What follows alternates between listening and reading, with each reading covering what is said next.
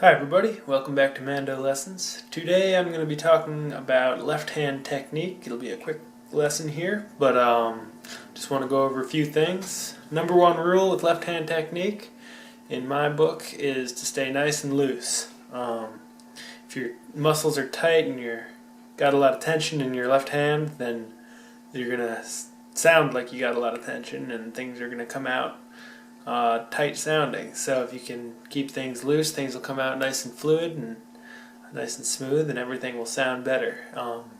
So the way I approach having a nice loose left hand is just drop it down to my side, shake it out a little bit, and when your hand's down at your side and totally relaxed, it's not a flat board, it's not a tight fist, it's somewhere in between. So for me, somewhere like that. So I just sort of tighten that up a little bit, and you kind of get this loose fist, and then that just goes right around the instrument. And so you just sort of bringing that nice loose fist up. Your wrist, if I turn sideways, wrist is nice and straight. You don't want to be doing that, and you don't want to be doing that, because that's going to be harmful for your muscles and your joints. So nice loose hand, loose fist, nice straight wrist, but you don't want to lock it straight. You just want it to be nice and comfortable. You'll notice that on the back side here, it's kind of a funky angle, but my hand isn't tight up against the neck. The neck's got a little bit of space. If you're in that far, it messes with your fingers and it'll be hard to reach some notes. But if you're out to a point where you've got a little bit of play in here, a little room to work with, that's going to lead to better technique in the long run. Moving back to the front, your thumb, unlike a guitar, which your thumb kind of sits on the back, on a mandolin, your thumb is going to want to sit sort of on top. You can I sort of hang my thumb there as a example of sort of where it's sitting. It tends to sit right around the first fret, but that'll be a little different for everybody, just depending on how your hands are built. So with this sort of shape you've got, you don't want, again, you don't want to be pushing, you don't want to be squeezing too tight, like between your thumb and where it rests on this part of your hand.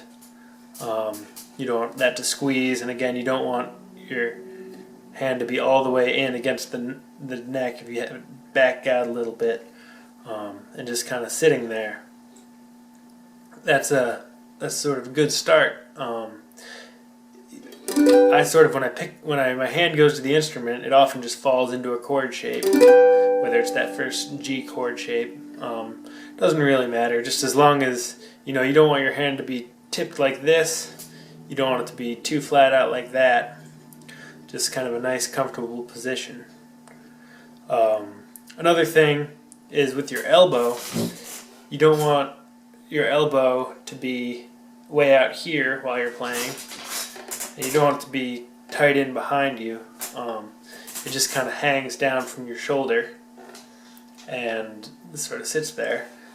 And then the same thing with your shoulder. You don't want to slouch too much, and I'm kind of off camera here, but you don't want your shoulder to be too tense.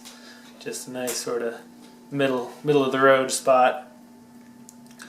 So just everything's kind of in a natural resting place. And if that is the case with your technique, then it's going to be a lot less stressful to play an instrument, and will lead to a better sound in general. So I think that's all for now that I can think of.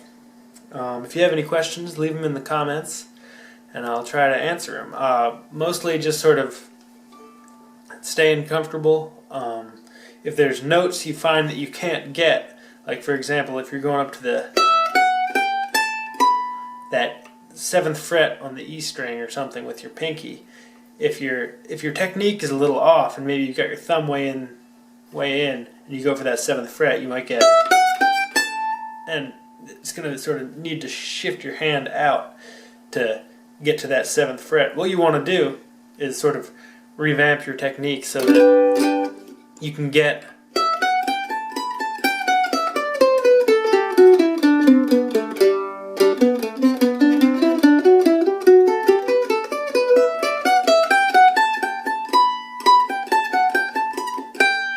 so right there I've got all of these notes at my disposal, and I don't have to shift. I don't have to, when I hit that 7th fret, I'm not going. My thumb stays right where it is, sort of around the 1st fret. So it'll take a little experimentation to figure out how your hand fits in to the picture of sort of getting a nice relaxed posture all the way through your fingers, through your wrist, elbow, shoulder on your left hand, and sort of working with it so that you can get all these notes like that 7th fret, or if you're working on that big G chop chord, there's a chop chord lesson at mandolessons.com if you're wondering what this chord is.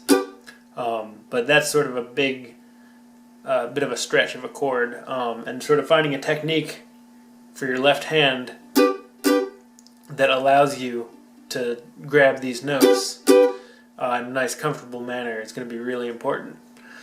So that's all for now. Thanks for watching. There's more lessons at mandolessons.com. Again, questions, leave them in the comments and I'll try to get back to you. Thanks so much. Bye-bye.